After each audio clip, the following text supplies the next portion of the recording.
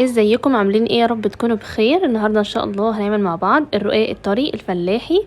ولو اول مره تشوفوني انا اسمي مروه، وما تنسيش تعملي لايك واشتراك وتفعلي زر الجرس عشان يوصلك كل وصفاتي واشعاراتي الجديده.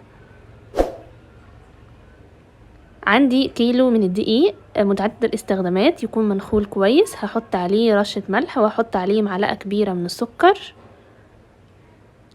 وهحط عليه 3 كوبايات ونص من اللبن الرايب، اللي هو اللبن اللي قطع عندك، او لبن وتحط عليه معلقه خل، وكده هيبقى لبن رايب. هعجنهم بقى كويس جدا، يا اما بايدي يا اما في العجان، لحد ما العجينه تلم معايا. طبعا لو احتاج دقيق تاني هنزود، علشان الدقيق بيختلف من دقيق للتاني على حسب السوائل اللي بيشربه، فممكن دقيق يشرب سوائل كتير وممكن دقيق ما يشربش سوائل كتير.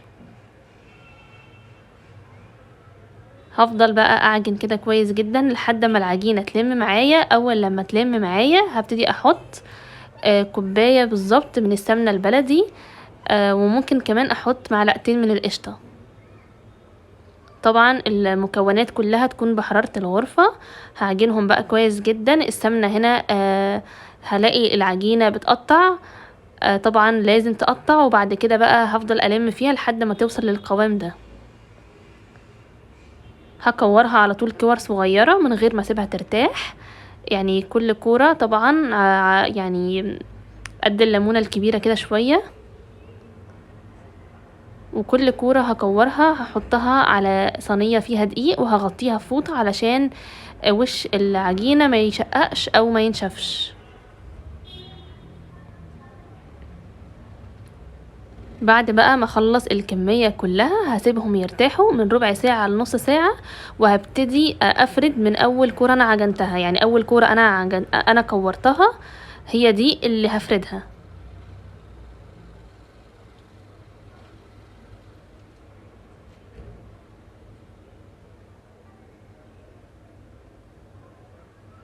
هجيب بقى مفرش سيليكون وهرش رشة من الدقيق فوق وتحت، وهبتدي بقى اجيب كده نشابة وهفرد العجينة كويس جدا لحد ما يبقى سمكها رفيع قوي قوي قوي.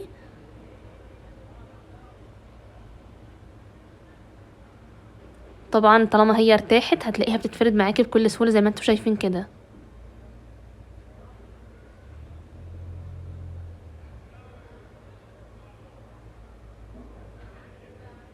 شايفين سمك العجينة عامل ازاي؟ هاخدها بقى دلوقتي وهحطها على صينية جرانيت مثلا او اي حاجة مش بتلزق، وهحطها على نار عالية. اول لما احطها هلاقي طبعا العجينة بدأت تستوي زي ما انتوا شايفين كده، وبدأت بقى تعلى. اول لما تبتدي تعلى كده هقلبها على طول على الناحية التانية، مش بتاخد بالظبط دقيقة. وبعد كده بتشيليها وتحطيها برضو على اي قماشة، وتغطيها بقماشة من الناحيتين علشان ما تنشفش. هيطلع معاكي طري وجميل جدا. بصوا بيقب ازاي. تقلبيه بقى على طول عشان ما يتحرقش منك، وما تنسيهوش على النار. هو ما بياخدش وقت خالص، اقل من دقيقة وبيكون اتعمل على الوشين. كيلو دقيق ما شاء الله عمل حوالي 30 رغيف، بجد حلوين جدا جدا جدا، وطعمهم طبعا تحفة. بصوا الجمال بقى. طبعا في الفطار كده مع كوبايه شاي كده، وتعملي سندوتش جبنه، بجد تحفه جدا وريحته جميله. تقدري تحتفظي بيه في الفريزر وتطلعي كل يوم يطلع كأنك لسه عاملاه. شايفين طري بجد جدا، مش ناشف خالص. هينشف منك لو سبتيه على النار كتير، لكن لو عملتيه بسرعه اقل من دقيقه وطلعتيه بيفضل طري طول الوقت. شايفين بقى الكمية دي كمان ما كانتش الكمية كلها. لو عجبك بقى الفيديو ما تنسيش تعملي لي لايك واشتراك وتفعلي زر الجرس عشان يوصلك كل وصفاتي الجديدة، واستنيني بقى في وصفة جديدة، ومع السلامة.